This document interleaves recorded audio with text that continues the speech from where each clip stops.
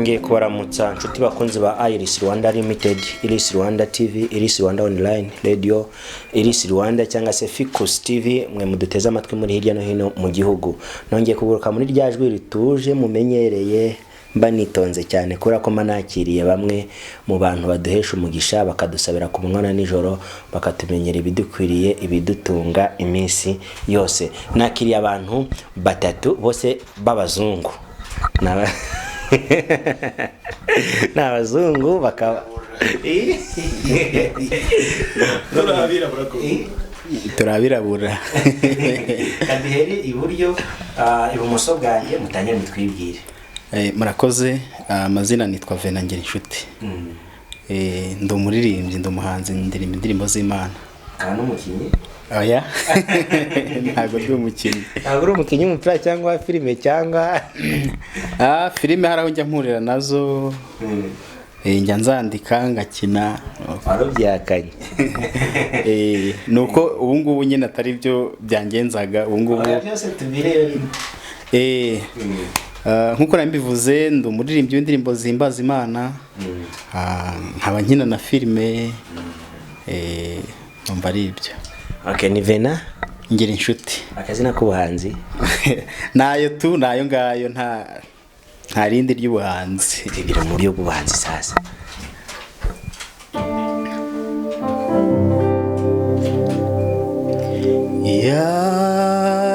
Yanyishyuriye ya myenda yose, yambabariye ibyaha, atumanera de. Yanyishyuriye ya myenda yose, yambabariye ibyaha,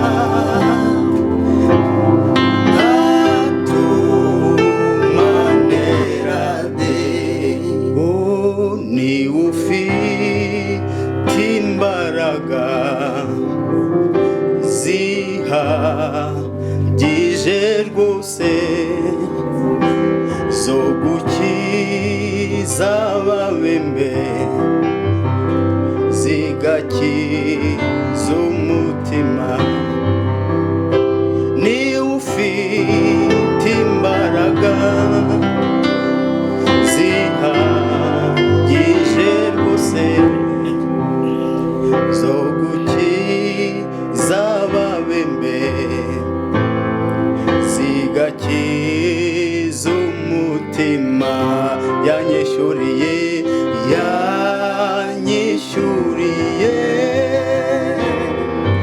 ya myenda yose, yambabariye ibyaha,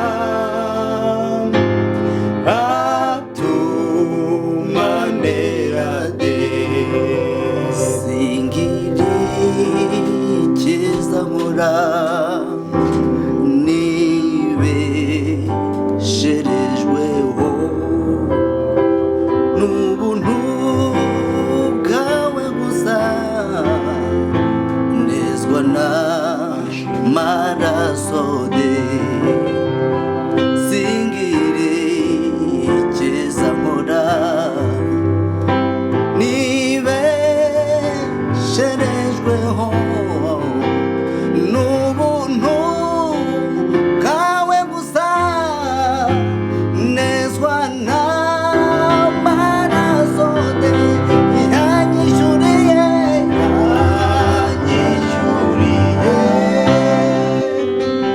ya myenda yose,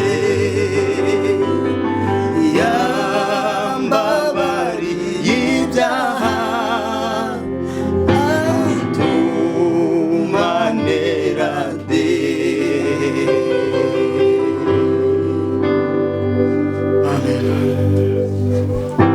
Nakoze. Ya Imana ishimwe cyane. Nagiye mu mwuka. Vena uri hamwe na mugenzi wawe ibumoso bwawe nawe yatangira twibwira. Murakoze, nitwa Omben Claude. Mwire Claude ukaba? Ukaba? Uyu ni umuvandimwe, kandi sinzi uko nabivuga ariko hano turi timu. Ndi pro n'uyu ni pro. Ari producer. Yeah. Okay. Kanibikira umuntu ndi buze kubabwira mu mwanya uri buze. Nago nshaka guhita mubereka kuri micro, ndaza kumubereka mu gihe kiri imbere. Vena ati ndi umuhanzi mu ndirimbo zihimbaza Imana, wabitangiye ryari mu buhe mwaka? Murakoze, natangiye kuririmba inspiration y'ubuhanzi yanjemo 2012. Nkiri ku ishuri nkajya mbyiyumvamo ariko nkabura uburyo. Hanyuma 2016 nza kuzakora indirimbo.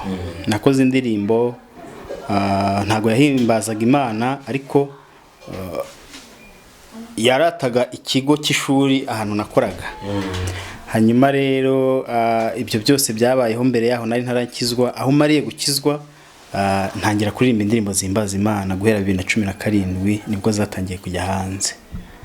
Kugeza n'isaha ndacyakomeje.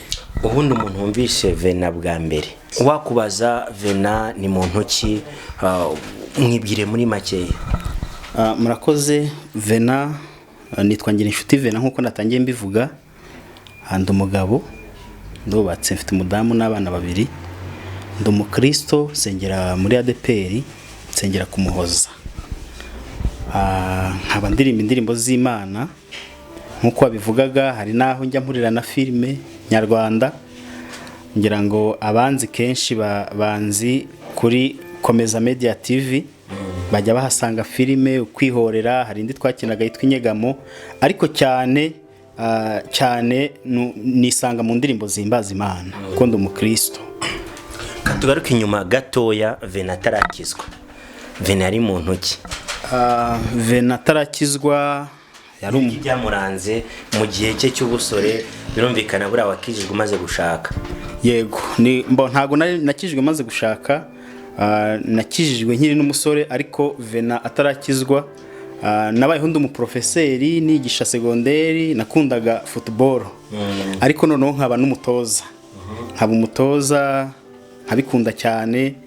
Mbese ambiance yanjye yari football. Nakibaza ngo wakinaga kuri kangahe? Nakinaga 7, ariko cyane kariyeri yanjye nisangaga mu gutoza.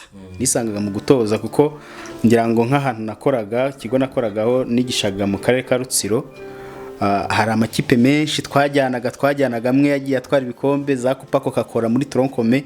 Mbese nibyo nimvagamo cyane. Ariko aho mariye gukizwa byagiye bigenda gake numva nyine nisanga byaranshizemo. Nisanga mu guhimba. Nisanga mu guhimba indirimbo, nisanga mu gusenga, nisanga mu kuririmba. Indirimbo urimba ni uziyandikira? Ni njye uziyandikira.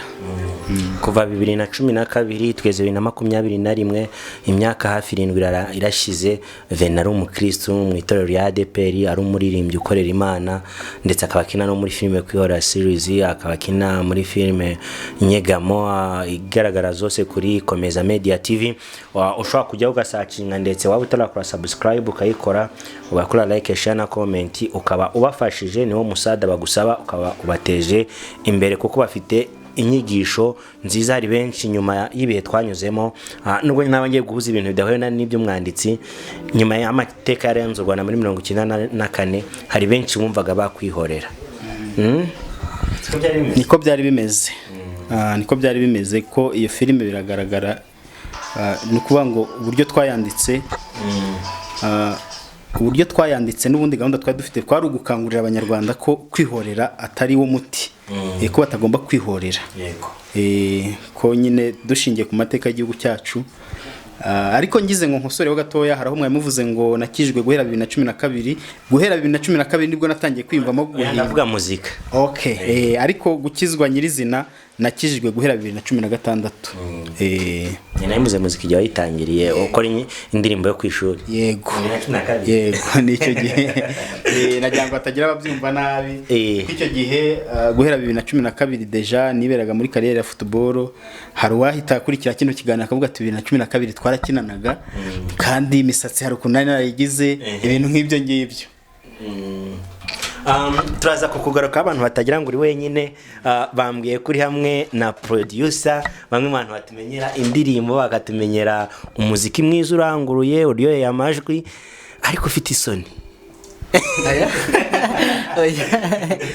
Oya nta soni ntazi. Abakobwa benshi bari kukureba umupapa uri umusore. Ndi umusore. Bivuze ngo uri single search. Cyane rwose. Kumwadeperi umudive umukatolike. Ndi umwadeperi. Oya ukeneye. Ni single search for ADPR, Adventist, Islam what? Aya? Ntabwo nagendera ku idini runaka cyane ko atari ryo ryubaka. Nshaka ufite umutima uhuye nukomeze twahuza tukubaka cyangwa se usenga ukijijwe ufite imico ihwanye n'ibyo nkunda. Munsi uhurije ko ahari. Ngire ngo yandi. Aya ndacyamushakisha. Ndacyamushakisha nawe. Ahubwo harahuze wandagera. Abantu baduteze amatwi hari akantu kari surprise ndibuze kubakorera mu gusoza. Naje kubona mwese muhuriyeho.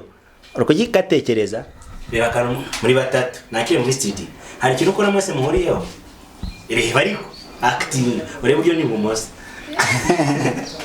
Karakibona naza kukibabwira. Ni surprise uze gukurikira ikiganiro cyose wowe ntukatinge cyangwa se ngo wihutishe ugende buhoro buhoro. Ndaza kukubwira ikintu aba bantu batatu nakiriye muri studio bahuriyeho kandi no verify urasanga ari cyo. Twibutsa amazina. Omben Claude. Omben. Omben ukora ibintu bya muzika kubera ko wabyize cyangwa ni umuhamagaro ni impano cyangwa wabyisanzemo tukwa ko birimo amahaho? Mbere yuko mbikora nabyumvaga nk'umuhamagaro mbikunda, hanyuma burya umuhamagaro navuga ko ku rundi ruhande ni nk'impano. Ni impano kuko nabyiyumvishemo ntawe mbwiye ngo jya gukora biriya, ntawe mbona ubikora cyane ko ngarutse gato kugira ngo wenda ikibazo cyumve neza. Uyu yabaye prof wanjye muri tronkome yaranyigishije. Umunsi umwe yigeze atubaza mu ishuri ngo mwumva muzaba bande, agenda tubaza abanyeshuri classe yose. Ndibuka ko namubwiye ko nzaba producer kandi ntaho nari nkuriye nabyo kuko mu rugo icyo gihe twadutuyeho bita mu Rutsiro. Na hano mu cyaro kubereye ikiraro cyo kugera i Musanze mu mujyi. Ubwo rero uboneza urahazi? Ndahazi. Dukomeze. Ni ukuvuga ngo niyo mpamvu navuga ngo ni umuhamagaro, ni impano nisanzemo, mbikora mbikunda, atari ukuvuga ngo ni akazi, ndanabikunda cyane rwose. Niko kazi nkora nkumva ndishimye. Hari indirimbo waba warakoze ziri hanze se niba ziri hanze n'iz'uyobokamana ni sekira umuntu yazibona ate cyane zirajya hanze? Nkuko ntago ndi umuhanzi. Izo wagira producinga uzikoreye production yazo zirahari. Zirahari kubamamarize bavuge. Harimo English Vena, mbo harimo undi muntu bita Byento, nawe ni umuhanzi. Hari bita Jonathan. Abo ni abantu dukunda gukora n'izindi nizo za hafi ndi kwibuka. Ni benshi. Ni benshi. Urumwe mu bantu bafite ijwi numvise ushobora kuririmbira muri cyangwa muri ahantu hatandukanye. Nakaye karirimba kari kuza hafi ushobora kuririmba badashizemo instrument musical. Badashizemo instrument. Biragoye ariko reka ngerageze. Nshikamiza mu maboko yawe mwami kugira ngo ntazateshuka, imirimo uhora unkorera mwami ujya uhora uyinyibutsa nshikamiza mu maboko yawe mwami kugira ngo ntazateshuka kandi imirimo uhora unkorera ujya uhora uyinyibutsa mwami nshikamiza mu maboko yawe Yesu kugira ngo ntazateshuka kandi imirimo uhora unkorera mwami ujya uhora uyinyibutsa nshikamiza mu maboko yawe Yesu kugira ngo ntazateshuka kandi imirimo uhora unkorera mwami ujya uhora uyinyibutsa nshikamiza mu maboko yawe Yesu kugira ngo ntazateshuka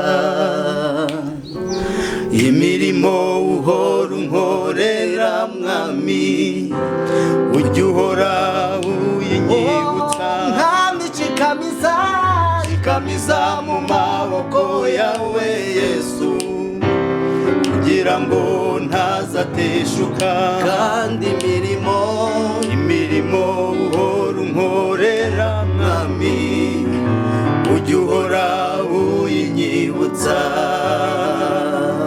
Niba udukurikiye wafashijwe vuga ngo amena. Amahoro y'Imana akomeze kubana namwe mwe muduteze amatwi n'ibyishimo ni inkuru nziza kubona turi kumwe n'abana b'Imana bateranye bavuga iby'agakiza keza. Insengero nyinshi zirafunzwe ariko kuba turi abanyamakuru twemereye gukora twabasanze aho muri nubwo twimuye background tugendana nayo ya Iris Rwanda bivuze ngo nta cyatubuza kwamamaza ubutumwa bwiza intsinzi y'agakiza keza. Abantu batuye hirya no hino bakurikiye ubutumwa bwiza bumve ko nakiriye abasore umusore umupapa narewe no umupapa cyane umusore sindagaragaza ari ariko ndamuvuze mu mwanya ndaje mubereke. Nagarutse hano ati narasukishije imisatsi zari dread. Oya ntago zari dread ariko ntago nashyiragamo igisokozo. Nabagaho ntashokoje ubwo urumva uko byabaga bimeze. Hanyuma nkambara n'utuntu tw'udukomo nyine umusitari nkibagirwa no kuzamura ipantaro nabaga nabyibagiwe. Ujya gushaka umugore katwinjire wenda ku gice n'ikiganiro kiryoshye wenda navuga ko biri buze kugorana cyane kugira ngo abantu bavuge twisanzure cyane kuko abantu batatu kandi mwese mugomba kuvuga ariko reka tugaruke kuri wowe by'umwihariko. Ujya gushaka umugore yarakijijwe? Ego yarakijijwe. Yarakijijwe. Ni ukuvuga ngo ushobora no kuba warahinduye kubera? Oya ahubwo we yahinduye kubera njye. We yahinduye kubera njye ariko njyewe narasenze nabanje gusenga hanyuma Imana iranyobora. Hari abantu batemera ko Imana ivuga ariko niyo ndi kuganira n'abantu nk'ijambo ry'Imana njya nkunda kubwira abantu ngo iyaremye amatwi ikarema umunwa ikarema amaso iravuga irumva iranareba. Rero abantu bajye babyemera. Hari igihe tubivuga ukumva ngo ni iby'abarokore ariko utekereza ko iyahaye abantu amatwi yari kuyiyima. Bivuga ngo Imana yo tuyibwiye irumva ukayibwira ngo nshaka umugore umeze gutya uteye gutya ufite imico imeze gutya nawe ariko ukaba umeze gutyo kuko hari abantu benshi ujya usanga ukumva umuntu avuga ngo nshaka umugore ukijijwe ariko we ugasanga ibintu byo gukizwa ntashaka guhura nabyo. Bivuga ngo hari ubwo Imana iguha umeze nk'uko umeze. Niba ubeshya abantu ko ukijijwe Imana ikaguha ubeshya abantu ko akijijwe. Njya mbona Imana buri hari igitera kimwe kuri kimwe. Rero nabanje gusenga noneho Imana imunyerekezaho ari umukatolike biranangora cyane ngira ngo ndanibeshye. Hanyuma nkomeza gusenga ariko nza kuzabona ko nyine ariho icyerekezo cyanjye kiri. Nsaba ikimenyetso ubwo igihe kiragera arahindura kandi bijyanye n'akazi yakoraga bijyanye n'ubuzima yari afite guhindura idini ntibyashobokaga. hanyuma yemera guhindura akurikiza amahame y'idini nyine nari ndimo, arabatizwa muri ADPR, hanyuma baradushyingira. Tugana kuri producer Omben, numwe mu bantu batubwiye ati ndacyari umusore, ariko kandi hari umuntu wese gushyira hanze indirimbo ivuga ngo nta myaka 100, nta gikwe, nta anniversary, nta bride shower. Ombe nta gikwe. kirahari Abantu bafite kwizera. Ntabwo twavuga ngo ni ukwizera kw'imyemerere yabo. Ntabwo twavuga ngo kandi bizeye ko nta gikwe, baragufite ahubwo kujyanye n'ibyo bashaka n'irari ry'ibyo bashaka. Yangerera ibyo nshaka kandi numva bizaba, igikwe kirahari rwose. Ombe, nk'umwe mu bantu bagiye bakurikirana, nk'umwe mu bantu ba producer ushobora kuziswa gimaze iminsi iriho ya Cano kandi muyobokamana ati Cano, nk'umwe mu bantu bakurikirana hafi bya muzika. Ibi bintu bya Cano babyakibite nk'umwe mu bantu babonaga uruhari rwa Mr Irene, babonaga impano y'abari abana, babonaga ko Mr Irene ariko baryamira akaba barya mu mafaranga yabo, abandi bakabona ko Irene hari icyo yakoze. Wabyakiriye ute? Mu bigaragara ni ibintu bya challenge abantu benshi, ariko ku ruhande rwawe nkurikije aho byaturutse kwari ukutamenya. Ku ruhande rwa Irene ntabwo yaryamiye bariya bana, no ku ruhande rwabo nta kibazo kindi bari bafite, nubwo bakiri batoya ariko bafite mind nziza, ahubwo byakomotse kubegereye, kubanyuze mu gikari, basa nkaho batanga ishusho itariyo kubijyanye na Cano. Hanyuma urabona ubujumbi ukambwira ngo Cano yinjiza gutya, nge ntabizi, nabyakira uko bimbwiye, ariko hari uko tuzi yinjiza koko. Byabihabanye rero. Imyanzuro nkiriya ku mubyeyi ukijijwe, uri born again, ukuze mu buryo bw'umwuka, yari ikwiriye? Nubwo nkikubajije ariko iki kibazo kanze ku kibazo umwe muri aba papa bubatse. Leo uti nagiyemo inshuro zirenze imwe, bakampijwa mu nyamakontra agiye guhagarara, inzoga zari zarananiye, mbivamo nta nyungu zari. Ubone yo kumayego warabaye umugabo ukazana n'umugore ukambara impeta. Iyo mbanyiri hariya biragoye. Biragoye kuko buriya ubuzima bwa gospel habamo discipline nyinshi. Habamo discipline nyinshi, habamo kwiyemeza kwinshi, kandi habamo n'umugisha mwinshi. Ariko hari ahirya nasanze ayo ufite arakurara arakuvuyemo kuko hari abasore benshi njya mbona bakiriyo bakiri hari ahirya, ariko none uyu munsi nta mpinduka mbona nini cyane. Baracyari abasore kandi turangana. Ubu ngubu tuvuga ati imyaka 30 igiye kuzura, bivuze neza ko abo ngabo tungana mbona batariyubaka, kandi bo bakunze isi, bananyita umurezi sometimes kwaturana kigenda. Ariko iyo mbona mfite umuryango, nkafite umugore wanjye, nkafite umwana, nkafite umuryango twishimye, ndavuga Imana ishimwe. Rero ntacyo navuga nuko hari ahirya atari heza, kuko n'abari bari kurya sometimes bararira. Okay. Wenda ntarakuvaho gatoya, uri mu bantu bakurikiranye muzika yo mu karere ka Musanze by'umwihariko. Dufite impano nyinshi zagiye zizamuka, ariko kuri ubu ngubu utamenya ngo zarengeye he. Harimo abitwa Bahezira Joas, abitwa cyakora Bahezira Joas ari ndetse gushyira hanze, harimo uwitwa Sekabuke iri Defonsi, harimo uwitwa Vedaste, harimo uwitwa ngo nararyaga nkaburara aragabura Yesu aragabura. Harimo impano nyinshi cyane muri muzika ihimbaza Imana. Izi impano kuki zitacyumvikana? Buriya rero bana ibintu nk'iminsi bikomeye, suko babuze banahari, ariko iyi minsi tugezemo iragoye ku bintu bya gospel. Seriously, reka tuvugishe ukuri, abantu bafite power nabo bari gukora ibintu byo hanze, bafite power, bafite chat ihoraho, ko nabo se bari kurira. Aya ntabwo bari kurira. Abara ntabwo bazi umukino neza, ariko abazi umukino neza bari mu bintu byo hanze, bari kwinjiza. Nese Vestine na Dorcas ntibari muri gospel. Reba ntari muri gospel kubera imukirimo. gospel ni umuhamagaro ni umuhamagaro usa no kwihangana kuko iyo ugiye kuyikora utegereje ko uzabona amafaranga igihe bikugora kuko iyo akenshi hari nkuko nabivuze hari amakontra bita ngo ni gospel ariko aherekejwe uti hari amakontra aba ari behind ajyanye n'ikayo makontra nkuko bimeze nyine kubwiraga ibintu bya sekira bifite power cyane kandi noneho abantu bafite amafaranga baza kugusapotinga abahanzi abenshi nabo n'abana bakunda indirimbo zipana zihimbaza Imana rero icyo ushaka kuvuga nuko ushobora kugira kubona amahirwe yo kubona kontra aho ugasanga hari indi kondisiyo iri hirya ugasanga noneho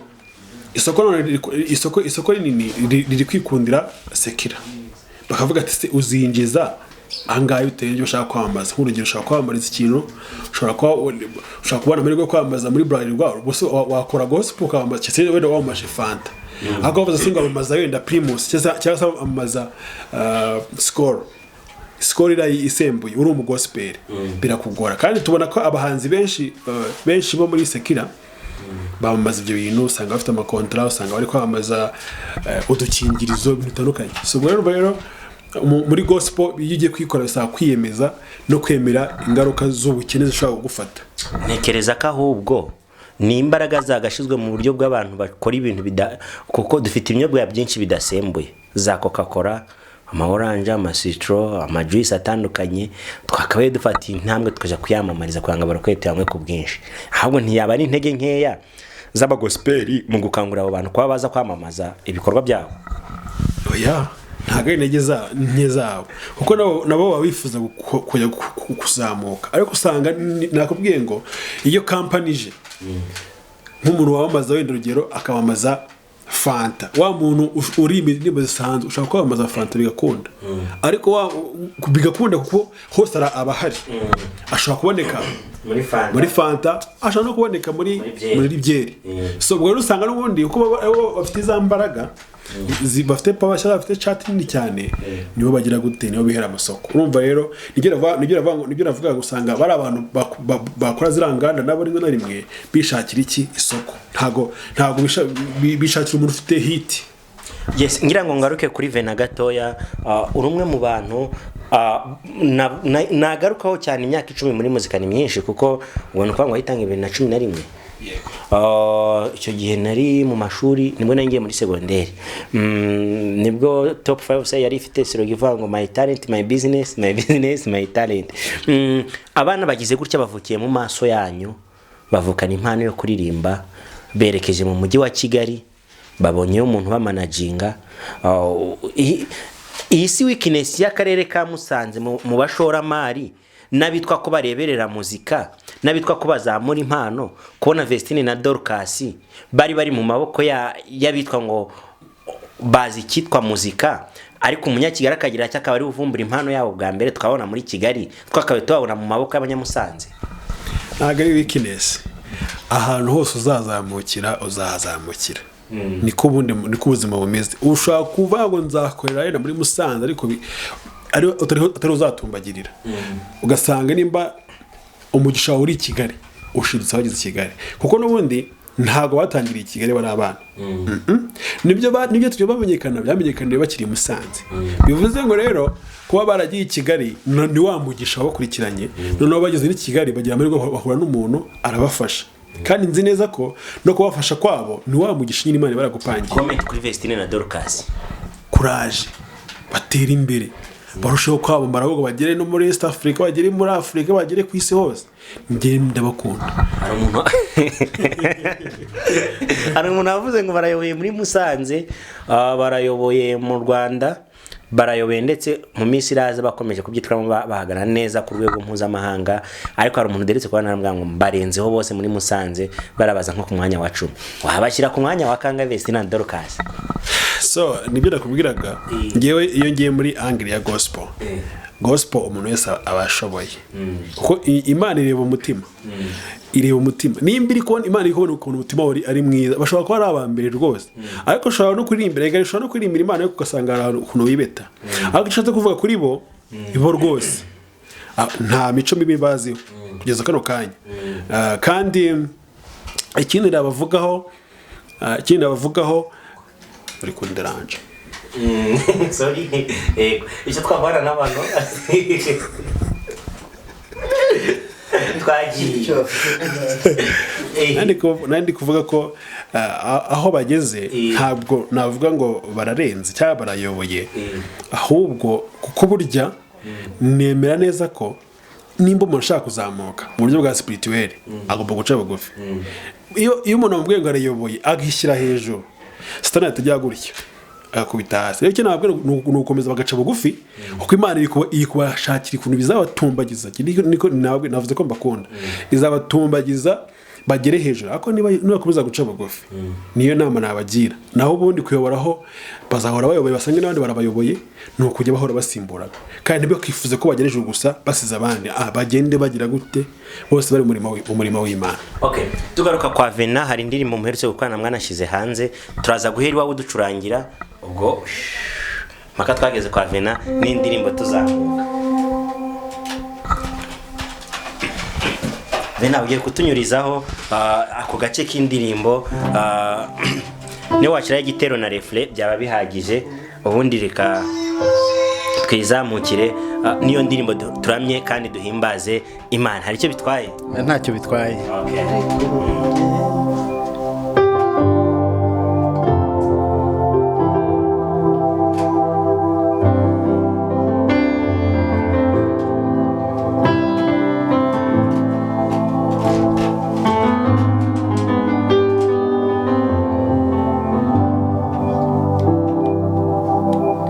ariko njyeweho kwegera Imana nsanze ari byo byiza kuri njye, nsanze ari byo byiza kuri njye. Ab'isi bagaragara nk'abahiriwe, bagatunga ibya mirenge, nasanze byose bimeze nk'umurama utumuka. Nasobanukiwe kuko Yesu aribwo bwihisho. Nasobanukiwe kuko Yesu aribwo bwugamo. Nzigumira muri ubwo bwihisho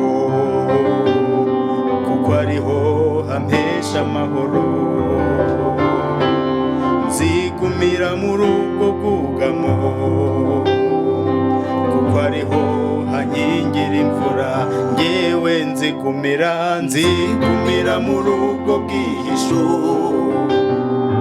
kuko ariho hampesha amahoro. Nzigumira muri ubwo bwugamo kuko ariho hankingira imvura. Nawe uzigumire, nzigumira muri ubwo bwihisho kuko ariho hampesha amahoro. Nanjye nzigumira muri ubwo bwugamo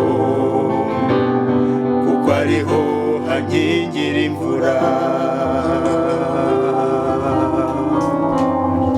Amen. Imana ihabwe icyubahiro, kandi dukomeje kubashimira cyane kubwo gufasha imitima y'abantu batandukanye bari mu rugo batagifite umwanya wo kuba bajya mu materaniro kubera icyorezo cya coronavirus.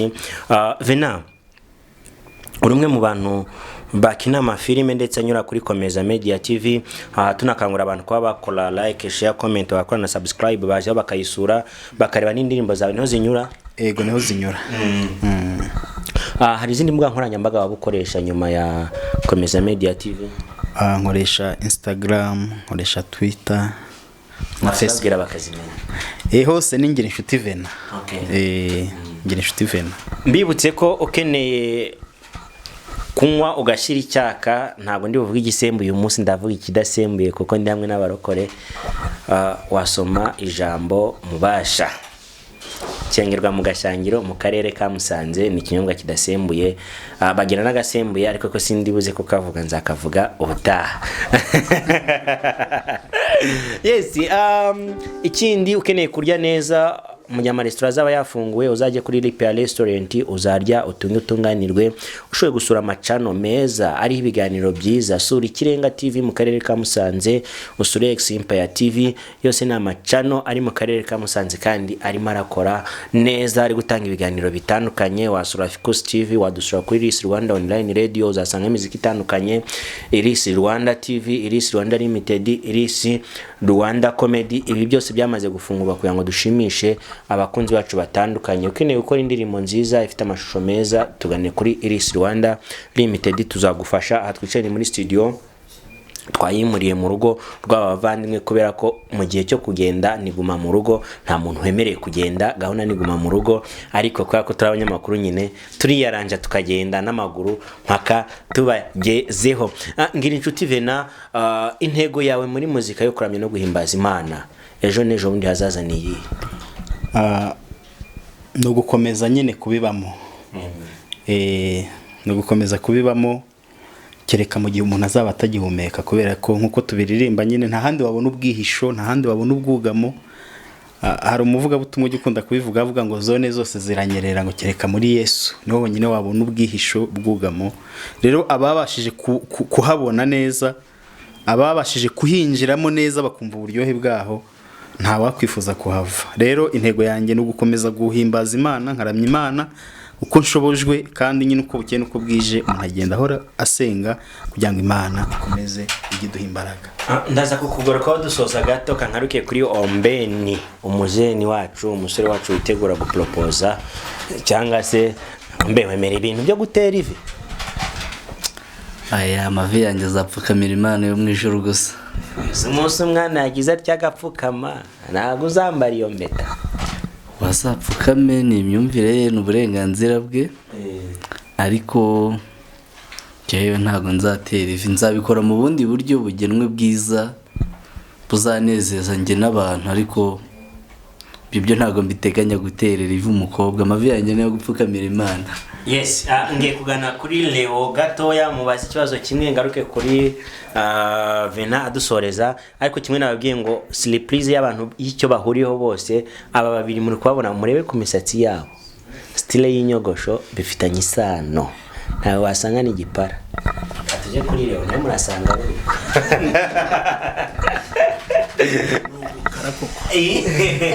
cyacu ni umukara, nta tentire. Basore mwita ku musatsi koko. Nayo ni ikirungo Imana yaduhaye, n'ubwiza Imana yaduhaye tugomba kubutaka. Hareho urugo rumera rute? Ugize utya mu mwaka ishize nk'ibiri cyangwa umwe, hadika nifatira icyemezo, ni wowe cyangwa ni impanga yawe? Nijyo bwanjye. Nijyo bwanjye. Ugira impanga ntamenya kubatandukanya. Ndayifite. Yitwa Sam. Turahora nkamagara ngo rero ngo yawe ugende Sam. Yitwa Sam, nawe ni producer. Akorera i Kigali. Oh wow. Ya mu rugo twese turabanyamuziki. Kuva kuri papa, mama, sisters bose. N'abana bacu n'abanyamuziki. Byiza, ni gisekuru cyose. N'umuziki. Leo, production yi Musanze rero. Hari benshi bacyumva ko production yi Musanze kiri ku rwego rwo hasi. Nani nk'abafata amafilime yi Musanze bakavangwa ari ku rwego rwo hasi. Hari agafilime ki Musanze uje ureba? Ndazireba. Ariko iyo mbona kenshi ihora inza kuri chat yanjye ni ikiriyo cy'urukundo series. Iraje filime ni neza pe. Ni neza kandi mbwira bayikoze cyaba bayikora bakomeze uko ubundi nta muntu uhera hejuru. Hajye umuntu uvuga gushuka ngo uzahere hejuru, abajyana uve hejuru tugwa hasi, aho guhera hasi ugenda wubaka ku buryo ugenda ubaka fondation gahoro. Uzagera hejuru ugasanga fondation cyakomeye. Sibyo? None iyo usihera hejuru ubwo surumva no kwita uvunika mo kabero kahita kwasi. Wakubita umutwe wase ukameneka. So ubwo rero aho mwahereye ni naho ngaho mugende muzamuka. Kandi buri munsi mugenda muduha update tukabona ko amashuri meza, audio iri kuza neza, urumva muri kuri standard. Yes. Ubwo rero iyo filime ikomeze itrending ndabibifurije. Murakoze cyane. Njya mbivuga abantu bakavuga ngo mbese mbitamo abari bunyure kuri Iris Rwanda gute n'abari bunyure kuri Ficus TV, ko dufite cyane akabitwa Ficus TV tukajya na Iris Rwanda Comedy, ariko kimwe kiriho nuko abanyura kuri Iris Rwanda TV nabari ba filime ikiriyo cy'urukundo bakaba nabo bafite ibindi bikorwa tukabihuza kugira ngo abakunzi abafana batarambirwa. Niba nawe ukeneye kuzaza kuri Iris Rwanda TV, icyambere nuko wararebye filime zacu warazikurikiye, niyo ntego. Mwumvise ko Leo numwe mu bantu barebye filime ikiriyo cy'urukundo kandi ndo mufana wenda si uko ari ikindi, ariko iyo ibintu ari byiza ndabyemera, ntago ngenda umuntu pinga kandi nkabwira uti courage, kuko icyo gihe hari izindi mbaraga ziba ziri kubakika. Kandi nubwo ntakina filime ariko shaka nanjye ntaga ibitekerezo muzanyegere mbaye ibitekerezo kandi kizagenda neza. Turabashimiye. Tugaruke kuri omben. Hari akantu wabwira urubyiruko bagenzi bawe mu Kigarama mu Kirambi? Ikintu waretse kugarama mu Kirambi ko muri imyaka iri kuza. haracyari igihe kuko ndacyari muto. Cyase 19 17 ya leta yemerewe. Iyo gusezerana ndayemerewe, maze iminsi nyigezemo. Muhepare professeur wa arahari uzurumva urabona bose ni ababyeyi. Hanyuma icyo nagiraho inama urubyiruko, ahari bari kubaho nk'abazapfa ejo n'ubuzima bw'ejo bakaburya none, kandi biragoye nyine ni umuvuduko w'iterambere ahari turiho, niko babyita, ariko njye siko mbibona. Byari byo byose uyu mugabo yabigarutseho, kuba Uwiteka nibwo bwenge kandi kuva mu byaha niko kujijuka. Ibindi byose twavuga twaba tubeshyanya cyangwa twaba tuvuga ibihwanye n'irari ry'ibyo dushaka kumva, ariko niko kuri. Murakoze. Mbibutsa ko ntaragera kuri Vena nga dusoreze.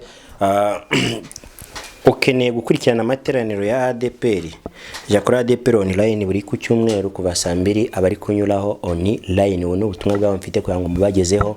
Ukeneye kuryama heza hameze neza, jya kuri BNB Bed and Breakfast mu kizungu, uje ku Rugano Virunga Palace mu kizungu. Hose baragufasha kuryama no kugubwa neza. Adventure Tour ni ikigo gishinzwe gutembereza mu kirarugendo gikorera i Kigali Kimisagara. Bagane nabo barakuje kuri website yabo adventuretour.com, baragutembereza u Rwanda buri hamwe hose wifuza kandi ugubwe neza. Ntibakwina kurara muri hoteli, bafite amatente meza agezeho n'abatour guide beza bagezeho, ndetse bamwe bakina no mu kiriyo cy'urukundo.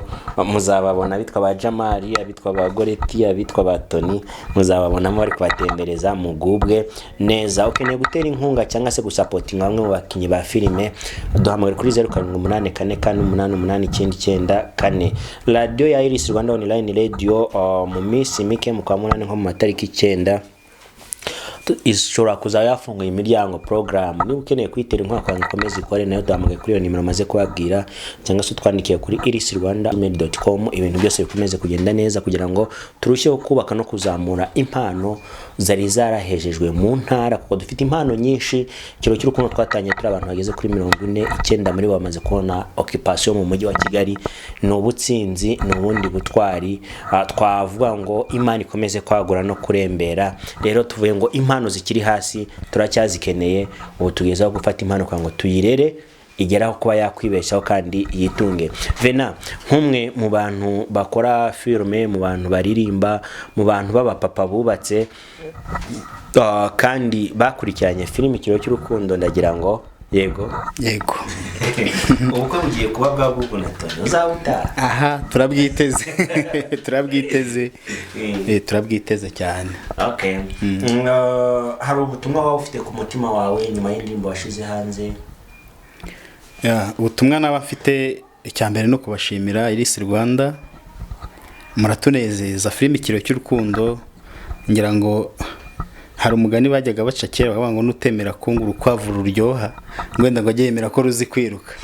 Rero mwatangiye nyine bona bisanzwe abantu bakavuga ngo nibyo Musanze, ariko ngira ngo mwabigarutseho ni filime nziza iri ku rwego rwiza abantu batanumva batari banabasha no gusobanukirwa, ngira ngo nkangurira abantu ko bajyaho bakayireba, umuntu akiyemeza agahera kuri episode ya mbere akayireba akareba aho igeze ubu ngubu, nibwo azabona uburyohe bwayo kugeza ubu ngubu. Rero ubutumwa natanga ni uko abantu bakwitinyuka, abantu bakagerageza gukora nk'uko uyu musore yabigarutseho. Urubyiruko yaba bakurikira filime n'abatayikurikira, nta mpamvu yo gutwarwa na ziriya terime ngo nta gikwe, ngo nta myaka 100. Dufite icyizere kandi nta n'umuntu ugena imyaka yo kubaho burya, ahubwo tugomba kugira icyizere cyo kubaho, tugashakisha amafaranga kandi tukabikora turi gusenga Imana.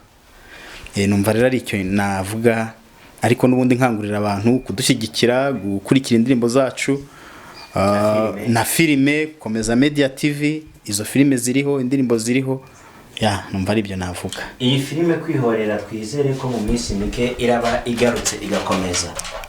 Filime kwihorera irakomeza, twagize challenge n'ibi bihe turimo nyine biratugora, ariko mu gihe kitarambiranye iraba imaze kugera hanze, n'ubundi irakomeza nk'uko byari bisanzwe. Yego. Ngira ngo mbashimire cyane ku bwitange mwakoze bwo kwitabira ubutumire bwacu. Iyi ni episode ya mbere. Episode ya kabiri tuzagaruka ku buzima bwa Vena atarakizwa, tugaruke ku buzima bwa Leo akiri avuye mu gakiza, avuye mu batambyi, yinjiye mu kabyiniro, yinjiye mu ndirimbo z'isi. Atubwiye niba yararimbaga hip hop, afrobeat, R&B, kinyatrap ntiyari yakaje, kinyatrapije vuba. Azadusobanura kuri byinshi n'impamvu atabikomeje, ariko buri umuhamagaro we nuko uri muri gospel. Leo tugushimire cyane. Murakoze cyane. Mani guhereza umugisha. Namwe tuzi. Kandi tubasabiye gutera imbere. Ejo tukumva hari hiti ziri gusohoka ziri kuva muri studio yitwa Sleep Blessings. Sleep Blessings. Yeah. Okay, bless you. Dushimire cyane Omben producer, nawe twishimire ko ejo nejo bundi twabona wateye imbere, hari indirimbo nyinshi ziri gusohoka zakozwe nawe kandi tuzanezezwa nabyo. Murakoze cyane. Dushimire Vena, umuririmbyi, umukkinnyi wa filime, akaba n'umwe mu bantu bafatanyije n'abandi bantu muri Komeza Media TV bayireberera umunsi ku munsi, niba ntibeshye. Mbabwira ngo courage, mwe kuzacika intege, kuko urugendo rwa YouTube ntabwo bisaba kuzuje gucuruza, bisaba kujuje uzanye impano. Nuzuje gucuruza kuri YouTube uzasubirayo vuba, ariko nuzo ushaka gukuza impano uzayirera mpaka ugeze aho winjiza. Tugushimire cyane. Murakoze cyane. Imana ibahereze umugisha. Namwe kandi turabashimira. Bless you. Bless you.